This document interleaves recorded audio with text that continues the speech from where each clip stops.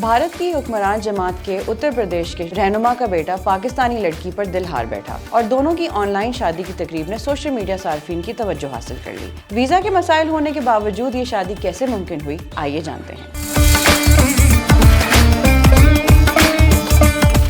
भारतीय मीडिया के मुताबिक रियासत उत्तर प्रदेश के जौनपुर में ऑनलाइन निकाह की तकरीब जोड़े की वीजे के लिए मुतअद्दिद दरख्वास्तें मुस्तरद होने के बाद की गई। ऑनलाइन निकाह की अपनी नौयत की ये मुनफरिद तकरीब बीजेपी के मुकामी रहनुमा तहसीन शाहिद के बड़े बेटे मोहम्मद अब्बास हैदर और लाहौर की रिहायशी अंदलीब जहरा की थी। अंदलीब जहरा की वालदा राना यास्मीन जैदी शदीद बीमार हो गयी और उन्हें लाहौर के एक अस्पताल के ICU में दाखिल किया गया था, जिसके बायस इस निकाह को ऑनलाइन करना पड़ा। निकाह के बाद दूल्हा अब्बास हैदर ने उम्मीद जाहिर की कि उनकी अहलिया को अब बगैर किसी परेशानी के भारतीय वीजा मिल जाए। दुल्हन के अहले खाना का भी कहना था कि ICU में दाखिल दुल्हन की वालदा की ख्वाहिश थी कि कम से कम निकाह हो जाए, जिस पर ऑनलाइन निकाह किया गया। मजीद अपडेट्स के लिए देखते रहिए VNews.me।